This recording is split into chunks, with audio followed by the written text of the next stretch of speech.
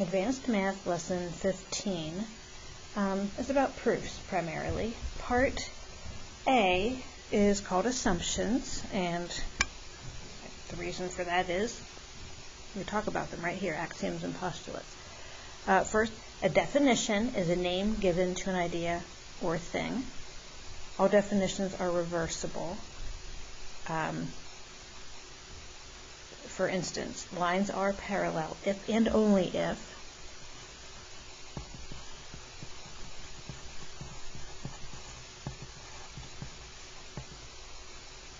they are in the same plane and do not intersect. So if you're told two lines are parallel, you know they're in the same plane and do not intersect. But also, if you know that two lines are in the same plane and do not intersect, then you know that they're parallel. That's what it means by reversible. It goes both ways. That's why the if and only if. Now, there are a couple of different kinds of assumptions, and they're just things that we accept to be true. And axiom is the name we give to an assumption that is true in all areas of math. And postulates are specific to a particular branch of math. And then a theorem is something we can prove using postulates, axioms, definitions, and our deductive reasoning process. By the way, everything in Part A, this is a review from Alge. I think it was like lesson 30 last year, in Alge 2. So you could refer back to that as well. But anyway, a formal recognition of the fact that everything equals itself is the reflexive axiom. We'll be using that a lot in the proofs we're going to be getting into.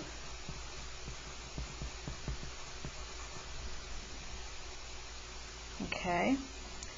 And like it says here, this is boiled down from in the book. You can get more of the history lesson if you want to check out lesson 15 in your book. But the first recorded postulates are geometric postulates that Euclid did. And it says he probably lived in Alexandria, Egypt, around 300 BC. He wrote books. He had many postulates, but he got them boiled down to these 10, which again, we went over them last year briefly. So they should be in your notes you kept from then. We're going to be using some of these more than others in our proofs. But just to review them quickly, postulate 1, 2 points determine a unique straight line. So if you have 2 points, there is only one line that goes through both of those points. A straight line extends indefinitely far in either direction. That was postulate 2. Postulate 3, a circle may be drawn with any given center and any given radius. You know that when you're doing your constructions. You can, as big as you can get the compass to go, you can make a circle. Postulate 4, all right angles are equal. They're all congruent to each other because they all equal 90 degrees. Postulate 5, if you've got a line N, and some other point P not on that line, there exists in the plane that they're on one line that goes through point P and is parallel to line N. Okay, postulate 6, two things that are equal to something equal each other. Postulate 7, if you start out with things that are equal and add the same, equivalent values to them, the sums are equal. Same thing when you subtract. That's postulate 8. Postulate 9, figures that can be made to coincide are equal. So if you had, let's just say, a triangle, and you could pick it up and flip it around and turn it or whatever and make it totally exactly match up with another triangle, those triangles are congruent. And postulate 10, the whole is greater than any part. Okay, those are things we accept to be true. All right, and then we get down to part B, proofs. You've been doing informal proofs where it said outline a proof and you draw the figure and label some things and figure out which of the postulates you would use. Now we're going to do formal 2-column proofs. And in these proofs, we will sometimes be using some of Euclid's postulates, and also the postulates of triangle congruency and definitions, and that reflexive axiom. Just to recap, your postulates of triangle congruency, they were from lesson 9 this year, and we had side, side, side, side, angle, side, and then we have angle, side, angle, and angle, angle, side. These are the way I learned them. Your book and some other ones as well combine those into angle, angle, angle, side. And then the other one is specifically for right triangles, and that's hypotenuse leg. So those are your triangle congruency postulates that you'll be using. Okay. So proofs in math are often, like this says, in paragraph form, and you have to justify every single statement. We're going to do two-column proofs. It's just easier to make sure you're giving a justification for every statement you make. You'll see when we get to the table coming up. Like, for example, 1. Get my other paper out of the way. Okay, so, example 1. You won't always be given the drawings, by the way. Sometimes you'll have to do those yourself, but for the example, they're here for you. A median of a triangle is a segment that connects a vertex with the midpoint of the side opposite the vertex. Okay, so like connects B to the midpoint of AC, which is drawn here in the middle. Okay, prove that the median drawn from the vertex formed by the congruent sides of an isosceles triangle bisects the angle at this vertex. Okay, so first you have to understand what they're even telling you, what they want you to prove. So we have an isosceles triangle. So here's a triangle, mark that it's isosceles. Okay, and then we're going to make statements and reasons, and you always start with what you were given. Okay, so one thing we know is isosceles, in isosceles triangle ABC, I didn't go on the line because I thought I might have to use 2 lines for this. In isosceles triangle ABC, AB is congruent to BC. Okay.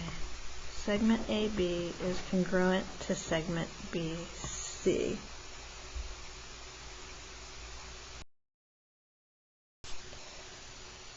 Okay, so we have that. The reason is given. We were given that it's isosceles. And also definition of an isosceles triangle tells us 2 of those sides have to be congruent. So we're going to put in definition of isosceles triangle. Okay, let's read this again. We have a median. Okay, so BD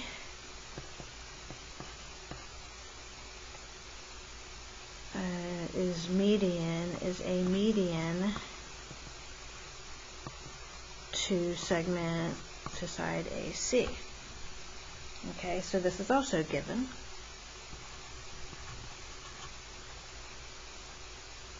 Okay, median, tell us what it is there. Prove that median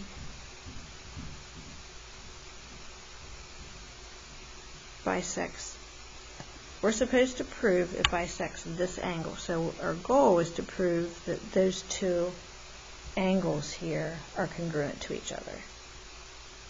Okay? In order to do that, we have to prove that the left triangle is congruent to the right triangle. So we need to know what our goal is, and then we make a plan of how to get there. So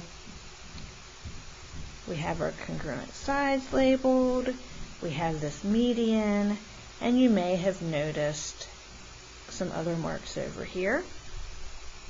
Okay, normally we're only going to draw one drawing and then label it, but this is like a time-lapse thing. Okay, so these are other things that got added. These two, AD and CD, are congruent because that's the definition of a median, that it bisects that side. So a reason is definition of median, and what that tells us is that segment AD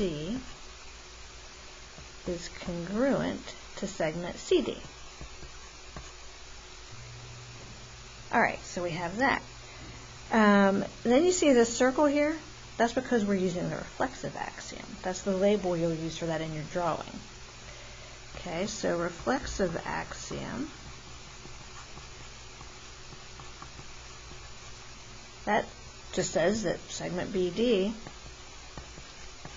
is congruent to segment BD. And the reason it's important to include that is that's a side of both of the triangles. Okay? Now we have that side congruent to that one, that side congruent to that one, and that side congruent to that one, which means we have side, side, side. That's our reason. That's one of the triangle congruency postulates. Okay, and that tells us that triangle, and when we name these, we're going to name the corresponding parts in the same order. So let's do, I'll say ABD is congruent to triangle, and then we would have CBD. Okay, but we weren't supposed to prove the triangle's congruent. That's not our ultimate goal. That was just a step. We're supposed to prove that it bisects that top angle, angle B. So we know that now because those are corresponding parts of these congruent triangles. Corresponding parts of congruent triangles are congruent. Okay, and that is that angle ABD is congruent to angle CBD. And we have proven it. Your proofs typically are going to end with a triangle congruency postulate if you're proving the triangles are congruent. If you're proving parts of triangles are congruent, then you're going to be ending with this as your reason. Okay, let's look at example 2. Prove that if two tangents to a circle intersect at a point outside the circle, then the lengths of the tangent segments are equal. You've been using this, but now you're going to prove that it always works. Okay, so we have a circle. Tangent in this context means that line is just touching the circle at one point. Okay, this is tangent at A, this one is tangent at B. They intersect at a point, point P, outside the circle. Okay, so you could draw this from this part. And we're proving, the goal is to prove that AP is the same length as BP. Which means we need congruent triangles somewhere so we can say their corresponding parts are congruent. Alright, so first we start out with some givens and some things that we can add here, because you see in the next drawing that some things have been added. So we start with what we're given, and we have AP, segment AP, and segment BP are tangent to circle O at A and B. I should have written smaller. Tangent to circle at A and B, at points A and B. Okay. Now, Euclid's first postulate says that 2 points determine a unique straight line. We're going to use that. Euclid's postulate 1.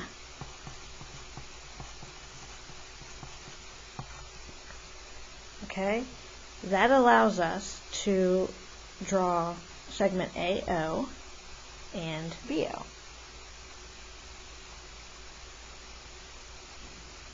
Okay, so we're going to put draw radii OA and OB. Alright, so we have that. Oh, and OP. And just segment, it's not a radius, segment OP. Okay, because that's determined by 2 points as well. Okay, so now we have all those drawn. And because OA, I forgot my overbars, because OA and OB are radii, we know they're congruent to each other.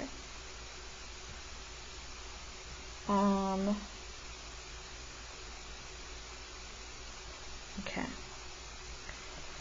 OA is congruent to OB because all radii of one circle are congruent. All radii of a circle are congruent. Okay, we also, you see here in the drawing, the boxes were added here to show those are right angles. We need to state that. There's like nothing you're going to label in your drawings that you don't have a statement and reason for. You never assume the reader can figure anything out on their own. You're explaining every detail. Okay, so OA, segment OA is perpendicular to segment AP, and segment OB is perpendicular to segment BP, and that's because a tangent is perpendicular to some radius in that circle. Okay, line tangent to a circle. Okay, a line tangent to a circle is perpendicular to a radius at the point of tangency. I don't have a lot of room. I'm going to stop there. Okay, so we have that. Because these are right angles, both of them are right angles, we know they're congruent to each other. Looking for my list of postulates. Okay.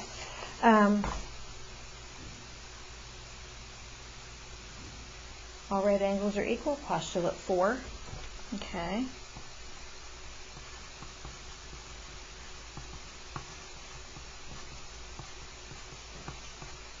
All right angles are congruent to each other, and it'll be easier for you to just write all right angles are congruent instead of remembering what number of postulate.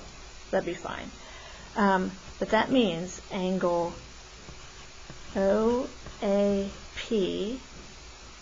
is congruent. Oh wait, I skipped something. I assumed that the reader could figure something out. Okay, I could have kept this part. Angle OAP and angle OBP are right angles.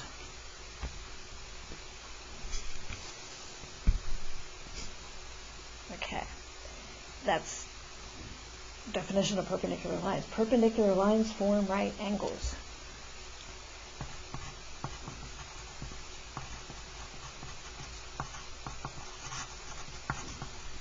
Okay, there we go.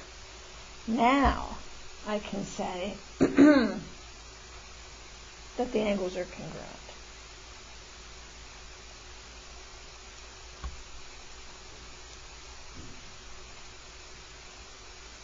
If that's what I need. I might also instead need to say, I might end up using hypotenuse legs, and I don't need to say they're congruent.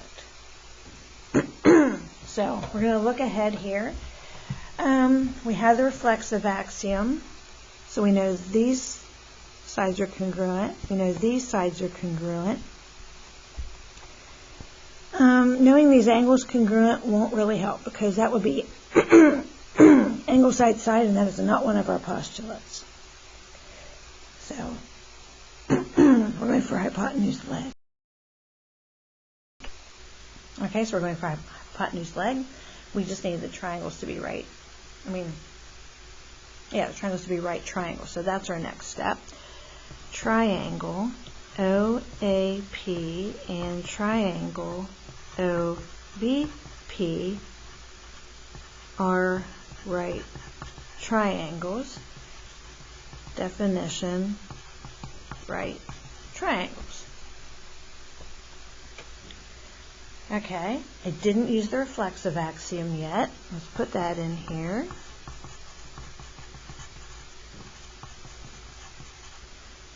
Segment OP is congruent to segment OP.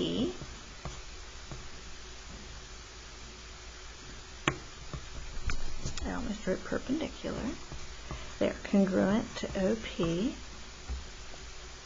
Okay, so we have this, we have that, we have the right angles.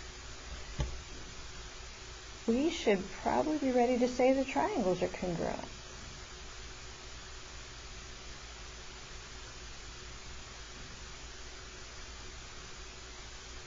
Okay. Triangle OAP congruent to triangle OBP. Now what's our reason? We know the right triangles, and we have a triangle congruency postulate specific to right triangles. It's hypotenuse leg. This is the hypotenuse of each of those triangles, and then a leg is just another side. So it's hypotenuse leg. What we're actually supposed to prove is that AP is congruent to BP. Okay, so not triangles anymore. Segment AP is congruent to segment BP because corresponding parts of congruent triangles are congruent. And we're supposed to prove the lengths of the segments are equal. That's basically the same as proving they're congruent.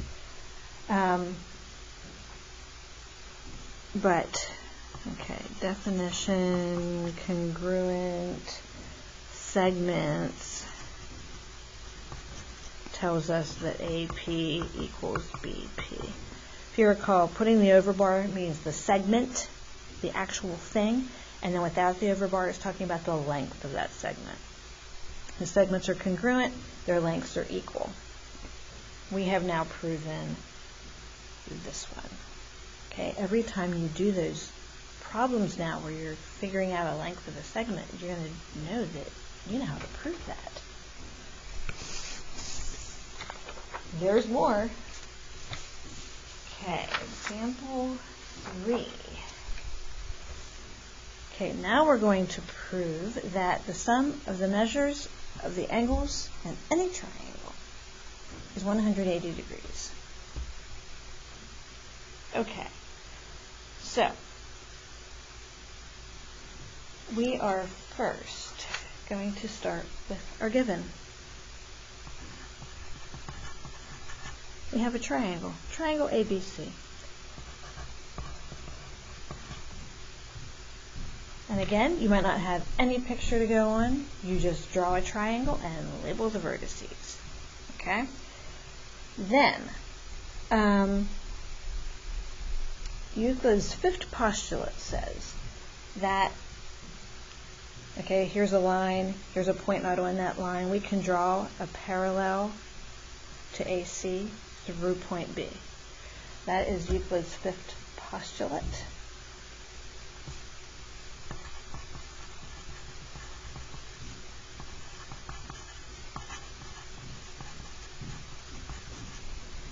Okay, and so that's the reason we can draw a parallel line.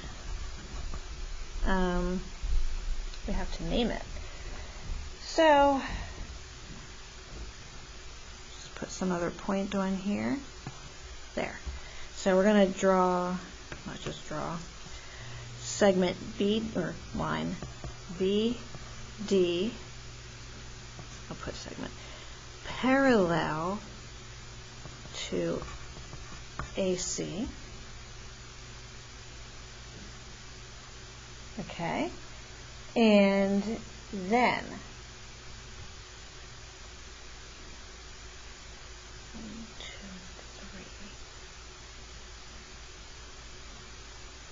okay. I'm actually going to put another point over here. I guess it's going to be E. Okay, so we know, just looking up here at the top, that angle, measure of angle EBA plus measure of angle ABC plus measure of angle CBD, I'm going to write DBC, equals 180 degrees, because this angle plus that angle all go together to make a straight angle, 180 degrees. Okay, so these angles form a straight angle. I'm just going to write that. These angles form a straight angle. They add up to 180. Okay. But also, we know here and here are parallels, which I should have labeled whenever I said I was adding a parallel. Okay. We know they're parallel. And here is a transversal. This angle and that angle are alternate interior angles. They're on alternating sides of the transversal, which is AB, and they're in between the parallels. So that means angle A, angle BAC is congruent to BAC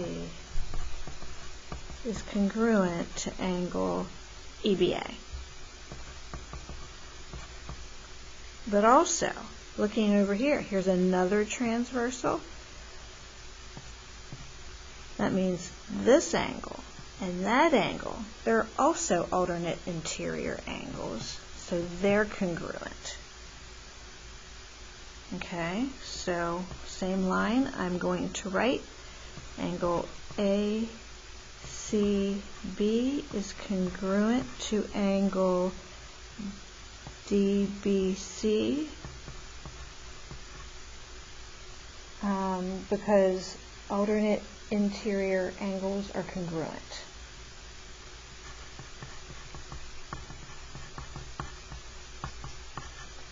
Alternate interior angles congruent. Okay? Now,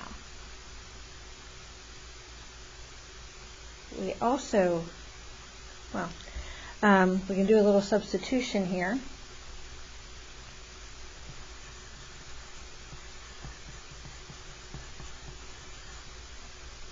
Okay, so up here we had an equation on step 3.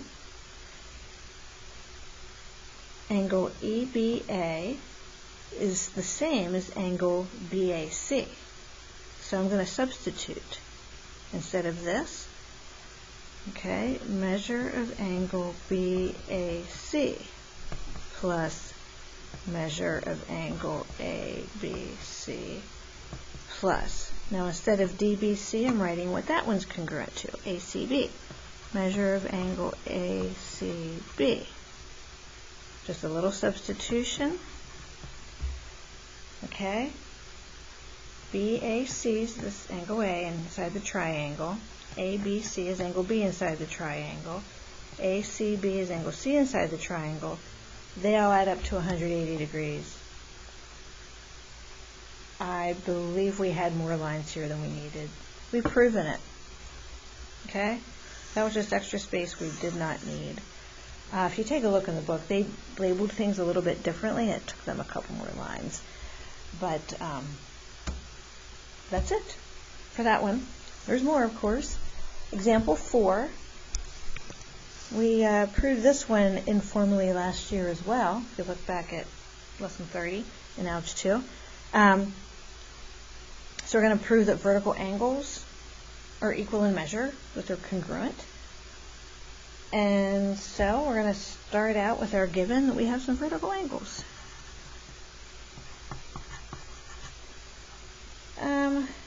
Angle A and angle C, for instance, so are B and D. But angle A and angle C are vertical angles.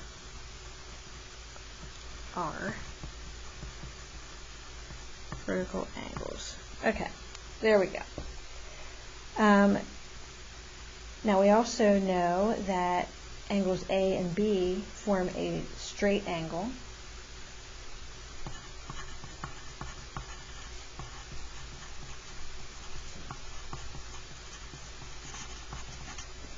That means the measure of angle A plus the measure of angle B equals 180 degrees. Okay, but also angle B and angle C, they form a straight angle.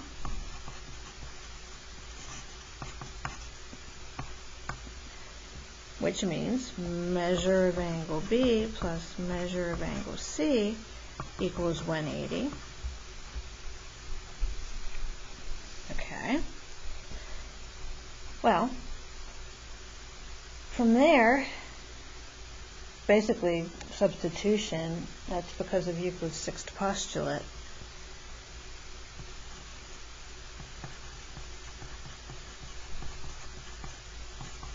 I didn't mention that up above when we did substitution.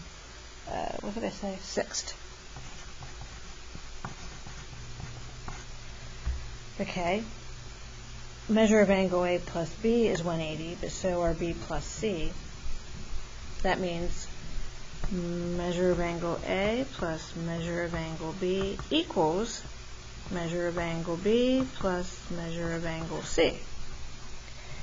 And then Euclid's eighth postulate says if we subtract the same thing from things that are equal, what we have left is equal. You already knew that. Okay, so Euclid's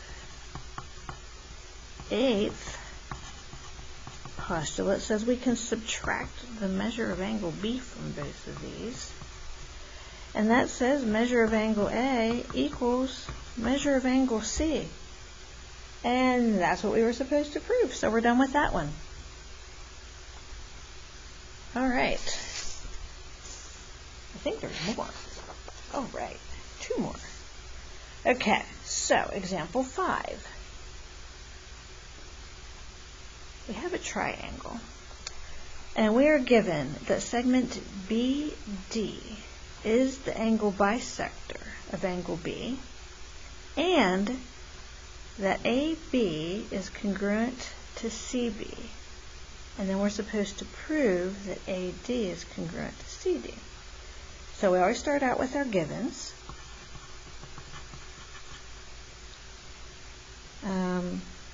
I'll just restate what it says. Segment BD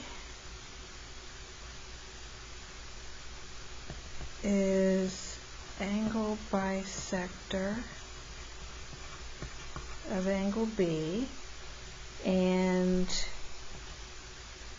well, I sometimes combine these, but we have space.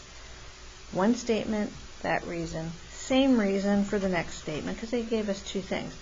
Segment AB is congruent to segment CB. Okay, now we need to label this stuff on our triangle. BD, well, we're going to have to say something more about that. AB is congruent to CB. We have that so far. I know that if segment BD is an angle bisector, that angle is congruent to that angle. I can't just label this without stating it. So, angle ABD is congruent to angle CBD.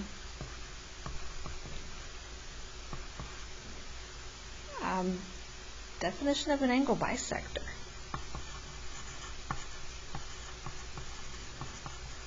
It says it splits angle ABC in half, which form those two congruent angles. Okay, so if I'm supposed to prove these are congruent, I need to prove first that triangle ABD is congruent to triangle CBD. And in order to prove that, I need to be able to use one of those triangle congruency postulates. I don't know that I have any right angles, so I know it's not hypotenuse leg. And I already have an angle, so we're either going to go for like side angle side or angle angle side, something like that. And don't forget that reflexive axiom. This is useful a lot of the time. That segment is a shared side. It's on both of the triangles. And so that's my reason for the next statement I'm going to write. Reflexive axiom tells me that segment BD is congruent to segment BD.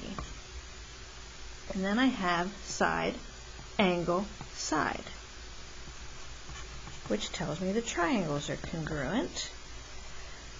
Okay, so DBA, triangle DBA is congruent to triangle DBC. But I'm proving their parts. The parts of those triangles are congruent. Segment AD is congruent to segment CD because corresponding parts of congruent triangles are congruent. Done. We only have one left. Okay, so now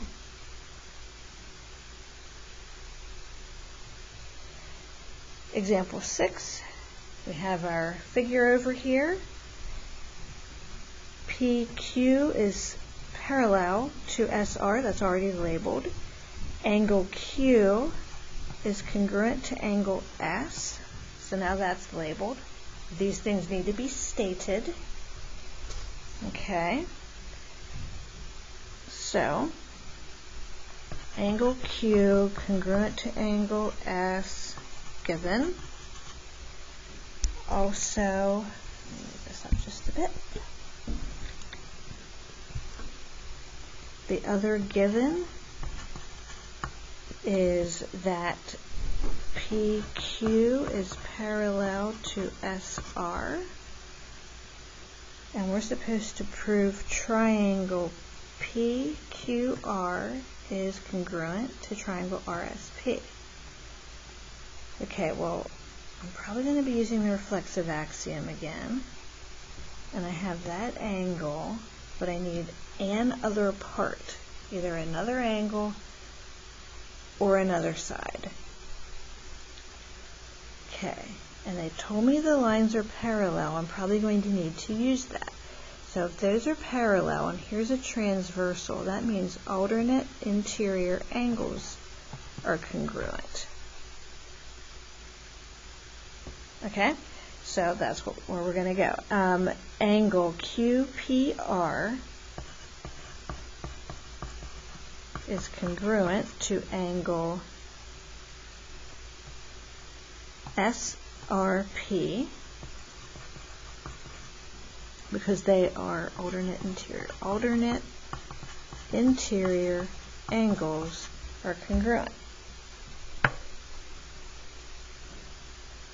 Okay, so we have that. They gave us that. Looks to me like angle, angle, side. I just need to state this. Segment RP is congruent to segment RP, reflexive axiom. And now, if you want to follow the book's list of postulates and go for angle, angle, angle, side, you need to state that that third set of angles is congruent, because AA means AAA. So I suppose that's how we'll go ahead and do that. If you know that two pairs of angles in these two triangles are congruent to each other, that means the third pair of angles have to also be congruent. This is a shorthand way of writing that. Okay, so that tells us that those remaining angles are congruent. So QRP, angle QRP is congruent to angle SPR.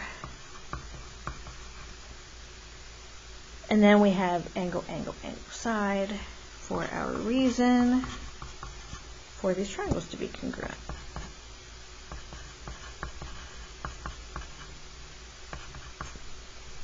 RSP. So basically with all these proofs you're doing, it's like when you were outlining the proofs, all these things you were labeling before, but now you're just needing to keep an organized list of your statements and a reason for every statement. And again, don't assume the reader can figure anything out for themselves. You have to prove every little thing, explain all of it. We're finally done with this. Have fun with your proofs.